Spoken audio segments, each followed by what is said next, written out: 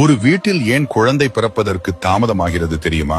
எல்லோருக்கும் திருமணமாகிய உடனே குழந்தை பிறக்கிறது, நமக்கு மட்டும் ஏன் இந்த சோதனை என்று அழுது கலங்காதீர்கள். இது தண்டனை அல்ல, இறைவன் உங்களுக்கு அளிக்கப் போகும் மிகப்பெரிய பொக்கிஷத்திற்கான காத்திருப்பு. சாஸ்திரப்படி சாதாரண ஆன்மாக்கள் பூமிக்கு விரைவில் வந்துவிடும். ஆனால் ஒரு புண்ணிய ஆத்மாவோ தெய்வ குழந்தையோ வாரிசாக பிறக்க வேண்டும் என்றால் அதற்கு சரியான நேரம் மற்றும் கிரக நிலைகள் கூடி வர வேண்டும். அந்த தங்கமான நேரத்திற்காகவே இறைவன் உங்களை காக்க வைத்திருக்கிறான். தாமதமாக கிடைக்கும் குழந்தை தவமிருந்து பெற்ற பிள்ளை.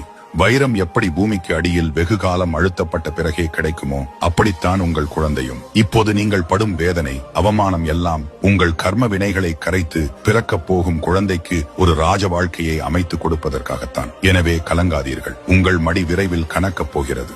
குழந்தை வரம் வேண்டி காத்திருப்பவர்கள் முழு நம்பிக்கையுடன் மழலை செல்வம் என்று பதிவிடுங்கள். ஒரு வீட்டில் ஏன் குழந்தை பிறப்பதற்கு தாமதமாகிறது தெரியுமா? எல்லோருக்கும் திருமணமாகிய உடனே குழந்தை பிறக்கிறது, நமக்கு மட்டும் ஏன் இந்த சோதனை என்று அழுது கலங்காதீர்கள். இது தண்டனை அல்ல, இறைவன் உங்களுக்கு அளிக்கப் போகும் மிகப்பெரிய பொக்கிஷத்திற்கான காத்திருப்பு. சாஸ்திரப்படி சாதாரண ஆன்மாக்கள் பூமிக்கு விரைவில் வந்துவிடும். ஆனால் ஒரு புண்ணிய ஆத்மாவோ தெய்வ குழந்தையோ வாரிசாக பிறக்க வேண்டும் என்றால் அதற்கு சரியான நேரம் மற்றும் கிரக நிலை